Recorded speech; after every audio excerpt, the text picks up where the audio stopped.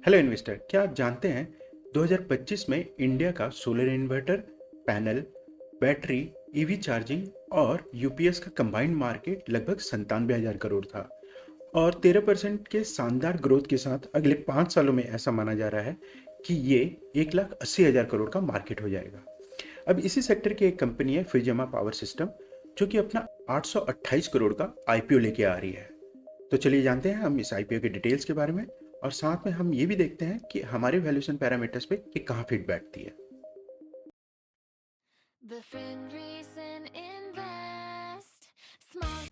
तो चलिए इन्वेस्टर शुरू करते हैं शुरुआत से। सबसे पहले हम एक नज़र कंपनी के आईपीओ डिटेल्स को जानते हैं। तो कंपनी का आईपीओ 13 नवंबर को आ रहा है और 17 नवंबर को क्लोज हो रहा है।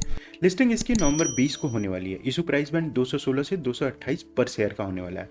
लॉट साइज 65 शेयर का है और टोटल इशू साइज जो है 828 करोड़ है। लिस्टिंग इसकी बीएससी के एनएसई में हो रही है। कंपनी ने ऑफर फॉर सेल भी रखा है जो 228 करोड़ का है, यानी कि कंपनी के एक्चुअल जो मनी कंपनी के पास पहुंच रही है वो 600 करोड़ के अराउंड में पहुंच रही है। तो मिनिमम इन्वेस्टमेंट हमें एक लॉट का जो पड़ने वाला है इसमें 14,850 है। वहीं अगर एचएनआई सेगमेंट की बात करें तो 68 लॉट लगाने पड़ेंगे और 10,07,760 रुपया आपका उसमें लगेगा। तो चलिए 600 करोड़ का यूटिलाइजेशन देखते हैं एक बार। तो रीपेमेंट ऑफ बोरिंग कर रहे हैं ये, इन्होंने 275 करोड़ का डिफरेंट बैंक का और डिफरेंट एनबीएफसी कंपनी से लोन लिया है, उसका पेमेंट करेंगे ये। साथ में ये अपना कैपिटल एक्सपेंडिचर कर रहे हैं 180 करोड़ का, एक रतलाम में फैक्ट्री बना रहे हैं, मैन्युफैक्चरिंग फैसिलिटी, उसमें इन्वेस्टमेंट कर रहे हैं और बाकी बचे हुए पर्पज़ का जनरल कॉर्पोरेट पर्पज़ में करेंगे।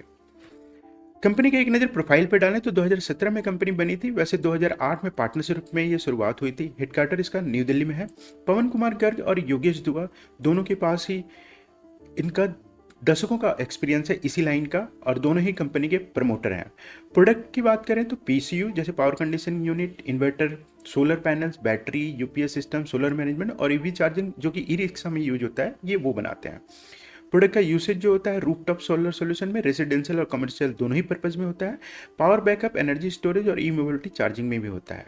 यूएसपी की बात करें तो इनका ना इंटीग्रेटेड सोलर सोल्यूशन है, इन टू इन कैपेबिलिटीज देते हैं ये। डाइवर्सिफाइड प्रोडक्ट पोर्टफोलियो है, 500 से ज़्यादा प्रोडक्ट्स हैं इनके पास। स्ट्रॉन्ग ब्रांड रिकॉग्निशन है यूटीएल का टायर 2 और टायर 3 सिटी में बहुत ही ज़्यादा नाम है, जो कि 29 साल का लेगेसी है इनका। ट्रैक रिकॉर्ड है इनका टेक्नोलॉजी इन्वोल्यूशन में, जैसे रैपिड एमएमपीटी टेक्नोलॉजी। अब एमएमपीटी टेक्नोलॉजी जो है वो मैक्सिमम पर पावर यूटिस का एडवांटेज देती है, जो आम इन्वर्टर बैटरी वगैरह से 10 से 30% ज़्यादा यूटी एनर्जी को प्रोवाइड करती है। चलिए एक नज़र कंपनी के फाइनेंशियल परफॉर्मेंस पे देखते हैं। तो कंपनी का रेवेन्यू कंटिन्यूस ग्रोथ क्या है, 23 में 665 करोड़, 31 मार्च 2024 में 927 और इस साल में 1550 करोड़ में। इबिटा में हम देखेंगे कि कंटिन्यूस ग्रोथ हो रहा है। वहीं नेटवर्थ और टोटल बोरिंग में भी ग्रोथ है। सिंस ये मैन्युफैक्चरिंग फैसिलिटी में इन्वॉल्व है, मैन्युफैक्चर करती है प्रोडक्ट्स को, तो बोरिंग सेल्स के ग्रोथ के साथ साथ बढ़ी है।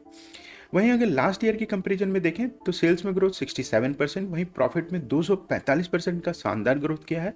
डेट इक्विटी इनका मैनेजेबल है 0.87 और पोस्ट ये जो पैसा लगा रहे हैं यूटिलाइजेशन करेंगे, अपना रीपेमेंट करेंगे बोरिंग का, उसके बाद ये और भी कम होगा।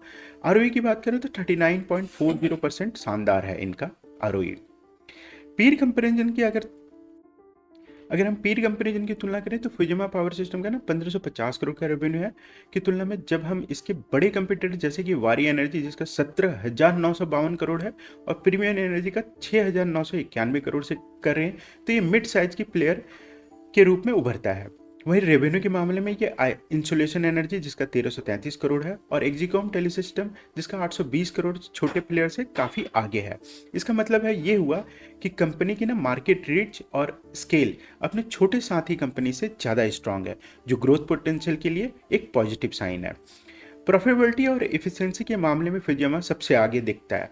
सबसे जरूरी बात यह है कि फिजमा का रिटर्न ऑन इक्विटी 39.4% है, जो कि आउटस्टैंडिंग है। ये फिगर वारी के 19.7% और प्रीमियम एनर्जी के 33.21% जैसे स्टैब्लिश कंपनी से बहुत ज़्यादा है।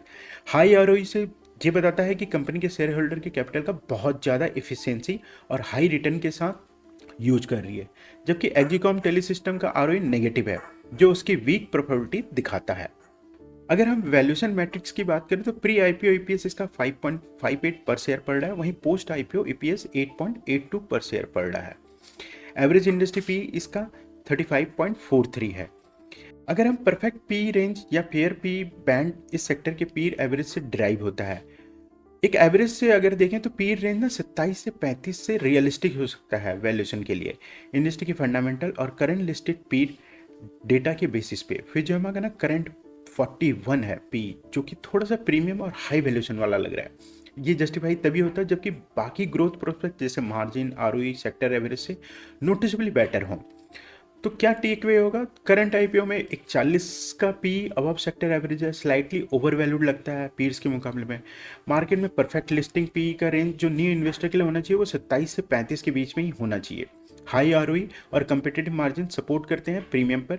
ओवरली हाई पी थोड़ा कॉशन डिमांड कर रहा है, इस वजह से हम इसको ना अपने जो रेटिंग सिस्टम है उसके हिसाब से 27 से 35 के बीच में ही देंगे।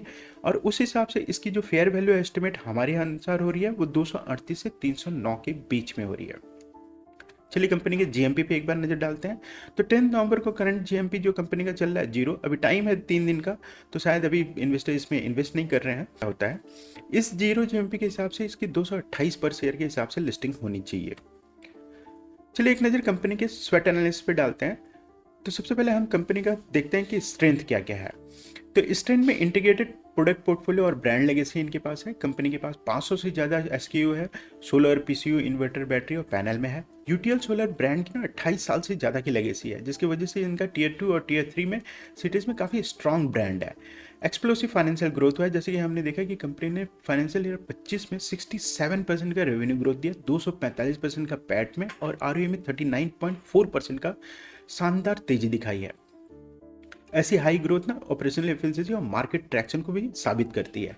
स्ट्रॉन्ग डिस्ट्रीब्यूशन नेटवर्क है इनके पास, 480 प्लस डिस्ट्रीब्यूटर हैं, 3600 प्लस डीलर्स हैं और 1000 एक्सक्लूसिव शॉपी फ्रेंचाइजी है।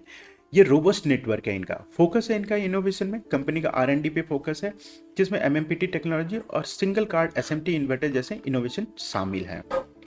वहीं अगर कंपनी के वीकनेस की बात करें तो मॉडरेट स्केल पे कंपेयर टू लीडर है ये, क्योंकि वारी इंजीनियर जैसे मार्केट की तुलना में और फिजमा का ओवरऑल स्केल अभी बहुत ही कम है।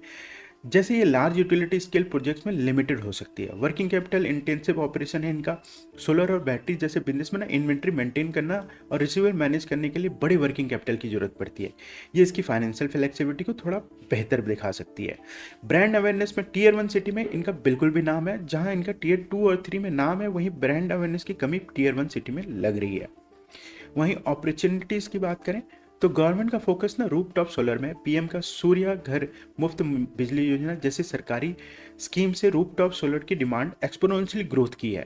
फिजिमा का एग्जिस्टिंग डिस्ट्रीब्यूशन नेटवर्क इसमें आइडल बैठता है। लिथियम आयन और ईवी सेगमेंट एक्सपेंशन की बात करें तो ईवी चार्जिंग इंफ्रास्ट्रक्चर और लिथियम आयन बैटरीज की डिमांड तेजी से बढ़ रही है।